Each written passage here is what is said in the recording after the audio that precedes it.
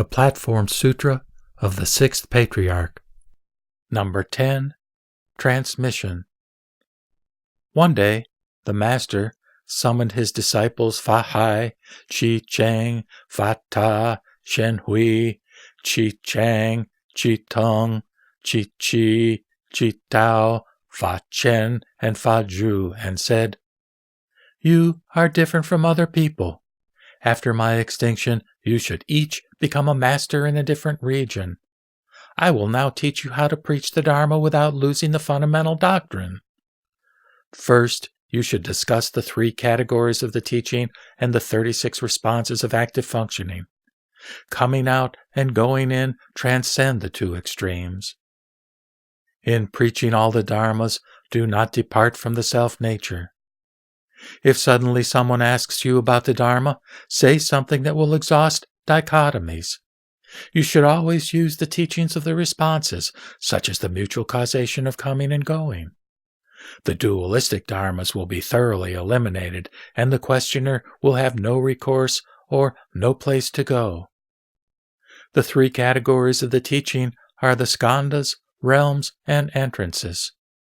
Skandhas refers to the 5 skandhas of form, feeling, thoughts, impulses, and consciousness. Entrances refers to the 12 entrances, or ayatana, the 6 types of external sense data of forms, sounds, smells, tastes, tangibles, and dharmas, and the 6 internal sense organs of eyes, ears, nose, tongue, body, and mind. Realms refers to the 18 realms, the 6 types of sensory data, the 6 senses, and the 6 consciousnesses. The self-nature is able to incorporate the myriad dharmas and is named the storehouse consciousness. If one activates thinking, it is the transformation consciousness, the generation of the 6 consciousnesses to exit the 6 senses and see the 6 types of sensory data. Thus are the 18 realms. All of them are functions that are activated from the self-nature. If the self-nature is false, it activates the 18 falsely. If the self-nature is correct, it activates the 18 correctly. If the functions are bad, then they are the functions of sentient beings. If they are good, then they are the functions of a Buddha. On what do the functions depend? They exist on the basis of the self-nature. The responses include the 5 insentient responses of the external realms, the responses of heaven and earth, the response of sun and moon, the response of bright and dark, the response of yin and yang, and the response of water and fire. These are the 5 responses. There are 12 responses of the words of the characteristics of dharmas, the response of words and dharmas, the response of being and non-being, the response of form and formless, the response of with characteristics and without characteristics, the response of defiled and undefiled, the response of form and emptiness, the response of motion and stillness, the response of pure and impure, the response of ordinary and sage, the response of monk and layperson, the response of old and young, the response of large and small. These are the 12 responses. There are 19 responses of functions activated from the self-nature.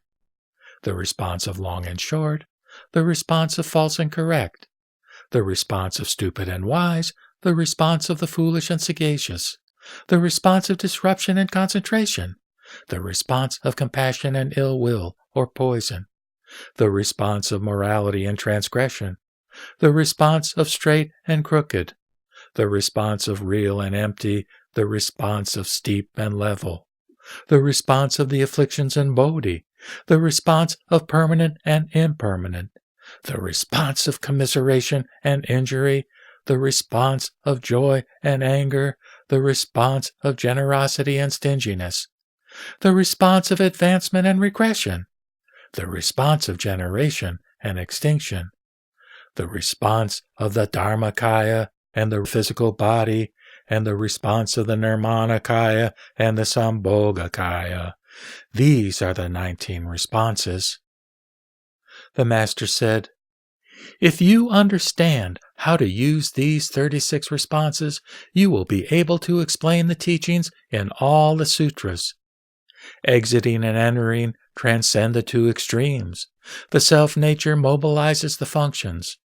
When speaking with people, externally, you can transcend characteristics within characteristics, and internally, you can transcend emptiness within emptiness. Those who are entirely attached to characteristics will increase their false views. Those who are entirely attached to emptiness will increase their ignorance. Those who are attached to emptiness will slander the sutras. Just speak and do not use written words. Suppose you do not use written words. If there are also people to whom you should not speak, just say as follows, quote, "This is the characteristic of written words." You may also say, quote, "I simply speak, but do not posit written words." This is not to posit written words. They are also written words. Hearing someone preach, you may revile them, saying they are attached to written words. You should understand that you may be deluded yourselves and also revile the Buddhist sutras. You must not revile the sutras, which is a transgression immeasurable. You may be attached to characteristics externally and teach that one should seek the true. Or you may extensively establish training centers and preach about the errors of being and non-being. Such people will not be able to see the nature for eon after eon. Simply listen and cultivate according to the Dharma. Also, do not think about the 100 things and be impeded with regard to the enlightenment nature. If you listen to this explanation and do not cultivate, you will, on the contrary, generate false thoughts. Just cultivate according to the Dharma, bequeathing the Dharma without abiding in characteristics. If all of you would be enlightened, rely on this for your preaching. Rely on this for your functioning. Rely on this for your practice. Rely on this for all your actions. You would not lose the fundamental doctrine. When people inquire about the doctrines, when they ask of being, respond with non-being. When they ask of non-being, respond with being. When they ask of the ordinary, respond with the sagely. When they ask of the sagely, respond with the ordinary. Through the two modes of speaking, you will generate the doctrine of the middle. Respond to them one by one, and if there are any other questions, make up your response according to this, and you will not go wrong. If someone asks you, "What is darkness?" you should answer, "Brightness is the cause and darkness is the condition. When brightness disappears, there is darkness. Brightness reveals darkness, and darkness reveals brightness." Through the modes of coming and going, you will create the doctrine of the middle. All other questions should be handled like this. Later, when you transmit the Dharma, you may rely on this to develop material for teaching. Don't lose the central doctrine. In the 7th month of the first year of the Tai Chi, or Great Ultimate Period, the 49th hexagenary year, the Yen Ho, or Extended Peace Year, or 712, the Master ordered his followers to go to Kuo Yen Su in Sin Chao to construct a stupa. He had them hurry the work, and the unveiling was at the end of the summer the following year. On the first day of the 7th month of 713, he assembled his followers and said, "I will depart from this world in the 8th month. If any of you have doubts, you should ask me about them soon, and I will resolve your doubts for you and make your delusions disappear. After I am gone, there will be no one to teach you." Fahai and the others listened, and everyone wept. Only Shen Hui was emotionally unmoved and did not cry.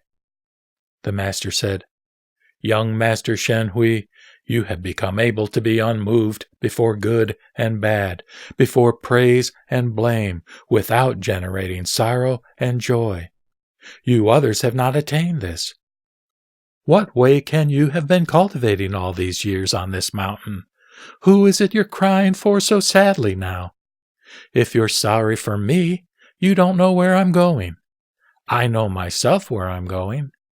If I didn't know where I was going, I wouldn't be announcing it to you in advance.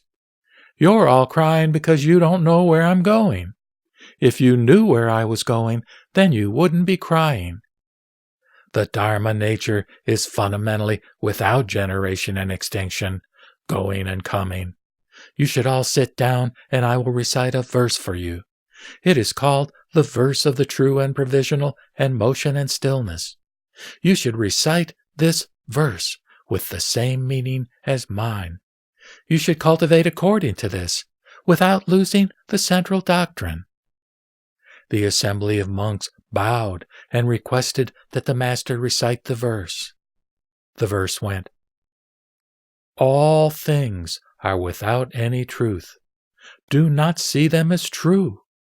If you see the true, this is for what you see to be completely untrue. If you are able to possess the true yourself, transcend the provisional, and your mind will be true. If you do not transcend the provisional in your own mind, you will be without the true, for where could the true be located? If you are sentient, then you are able to move. That which is insentient is immobile. If you cultivate the practice of motionlessness, you become identical to the immobility of insentiency.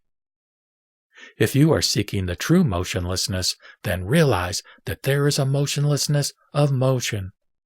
Motionlessness is motionlessness. Insentient objects lack the seeds of Buddhahood. If you are able to discriminate well characteristics, the cardinal meaning of Buddhism is motionlessness. Just to have such a view is to have functioning that is such-like. I am telling you, students, make an effort and be careful. Do not in this gateway of the Mahayana grasp onto the wisdom of birth and death. If you can correspond to the truth upon hearing these words, then we may discuss the doctrines of the Buddha together.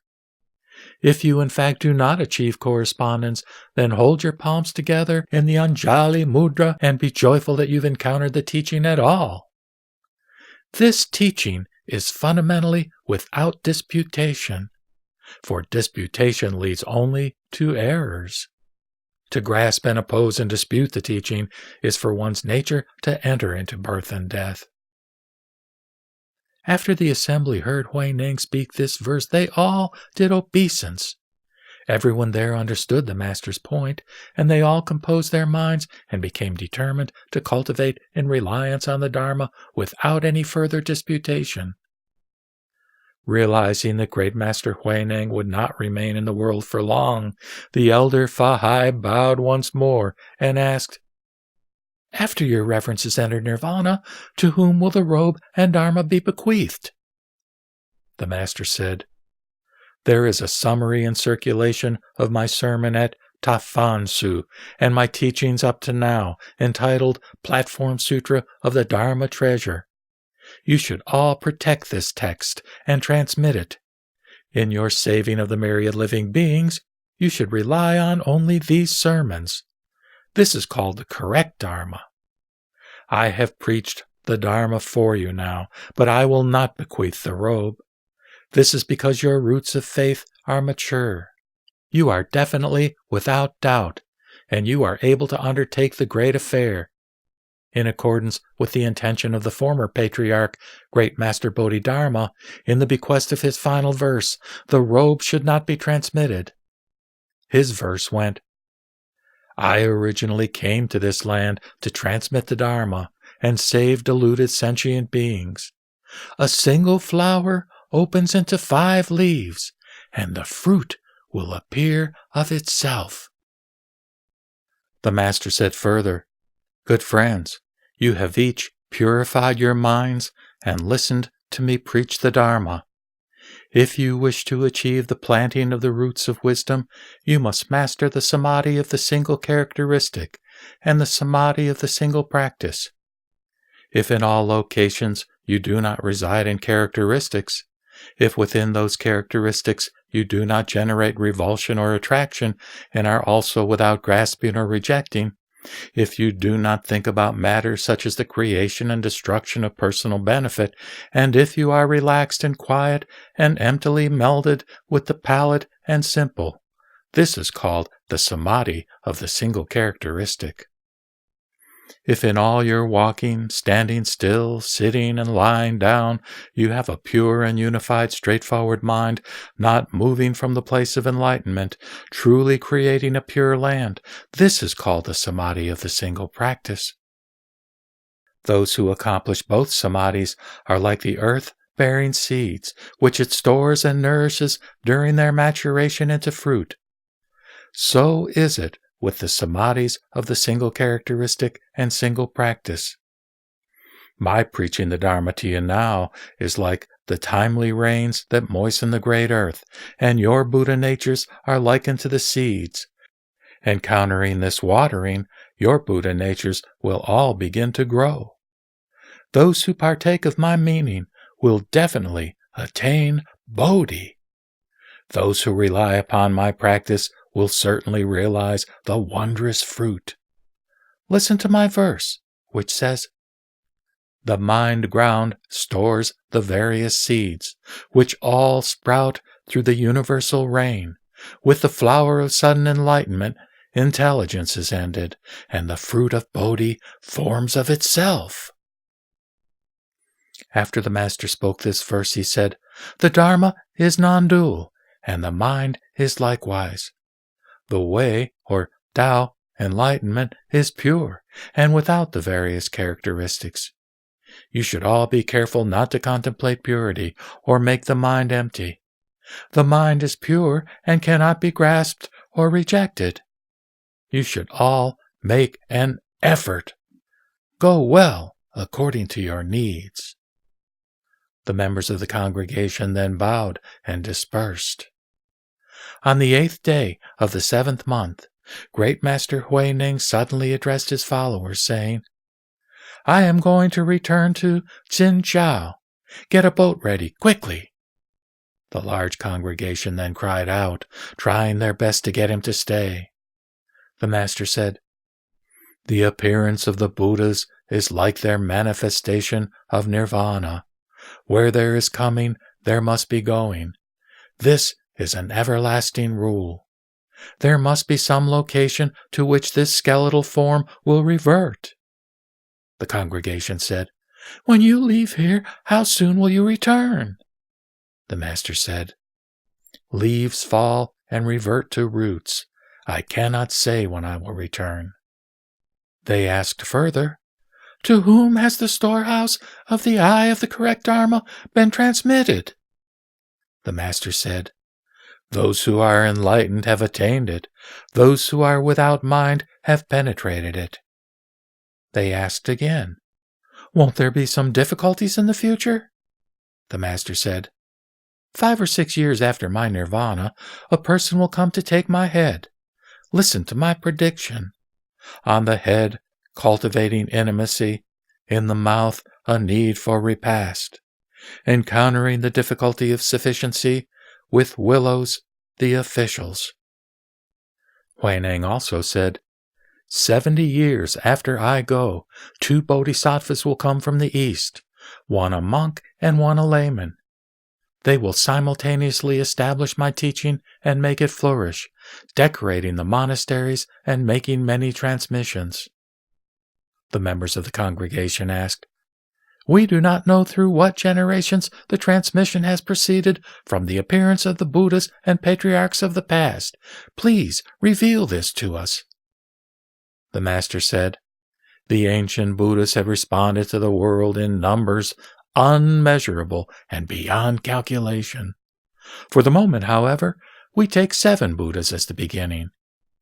Vipasyan Buddha, Sikhin Buddha, and Visvapu Buddha of the ornamentation eon of the past, and Krakyuchanda Buddha, Kanakamuni Buddha, Kashyapa Buddha, and Sakyamuni Buddha of the present auspicious eon. These are the 7 Buddhas. Taking Sakyamuni Buddha as the first of these 7 Buddhas, the transmission is as follows. Number 1, the honored one, Mahakasyapa. Number 2, the honored one, Ananda. Number 3, the honored one, Sanavasa. Number 4, the honored one, Upagupta. Number 5, the honored one, Diktika. Number 6, the honored one, Misraka. Number 7, the honored one, Vasumitra. Number 8, the honored one, Buddhanandi. Number 9, the honored one, Buddhamitra. Number 10, the honored one, Parsva. Number 11, the honored one, Punyayasas. Number 12, the honored one, Asvagosa. Number 13, the honored one, Kapimala. Number 14, the honored one, Nagarjuna. Number 15, the honored one, Kanadiva. Number 16, the honored one, Rahulata. Number 17, the honored one, Samganandi. Number 18, the honored one, Gayasata. Number 19, the honored one, Kumaralata. Number 20, the honored one, Jayata. Number 21, the honored one, Vasubandhu. Number 22, the honored one, Manoratita. Number 23, the honored one, Halanayasas. Number 24, the honored one, Simhabhikshu. Number 25, the honored one, Vasista. Number 26, the honored one, Punyamitra. Number 27, the honored one, Prajnatara. Number 28, the honored one, Venerable Bodhidharma, the initial patriarch in this land. Number 29, Great Master Hui Ko. Number 30, Great Master Sengtsan. Number 31, Great Master Tao Sin. And number 32, Great Master Heng Zhen. I, Hui Neng, am the 33rd Patriarch. From the beginning, the patriarchs have each had successors. In the future, when it comes to letting the transmission be carried onward, you must not make mistakes. Great Master Hui Neng, after a vegetarian feast at Kuo Su in Sinchao on the initial 3rd day of the 8th month of the 50th hexagenary year, the 2nd year of the Sentian period, or 713, addressed his followers. All of you, sit according to your stations. I am going to part from you. Vahai addressed him. Your Reverence, what teaching is it you leave so that the deluded people of later times will be able to see the Buddha nature? The Master said, all of you, listen well. If the deluded people of some later time recognize sentient beings, they will recognize them as the Buddha nature. If they do not recognize sentient beings, they would seek the Buddha for 10,000 eons without ever meeting him. I teach you now, to recognize the sentient being in one's own mind is to see the Buddha nature in one's own mind. If you wish to see the Buddha, just recognize the sentient being in your mind. It is only sentient beings who are deluded as to the Buddha. The Buddhas are not deluded about sentient beings. If you are enlightened to your self-nature, then the sentient being is the Buddha. If you are deluded as to the self-nature, then what might be a Buddha is only a sentient being. If the self-nature is universally same, that is, level, the sentient being is a Buddha. If the self-nature is false and steep, the Buddha is a sentient being. If your minds are steep and crooked, then the Buddha is hidden within the sentient being. If a single moment of thought is level and direct, then the sentient being becomes a Buddha. One's own mind possesses the Buddha, and this own Buddha is the true Buddha. If one is without the Buddha mind oneself, where could one seek the true Buddha? Your own minds are the Buddha. Do not doubt this. Outside of this, there is not a single thing that can be posited. All of us generate the 10,000 types of dharmas from our fundamental minds. Therefore, the sutra says, quote, when the mind is generated, the various types of dharmas are generated. When the mind is extinguished, the various types of dharmas are extinguished. Close quote. I will now leave a verse for you in parting, called the verse of the true Buddha of the self-nature. If people of later times understand the point of this verse, they will see their own fundamental minds and achieve the enlightenment of Buddhahood. The verse goes, the such-like self-nature is the true Buddha. False views and the three poisons are King Mara. During false delusion, Mara is in one's home. During correct views, the Buddha is in one's hall.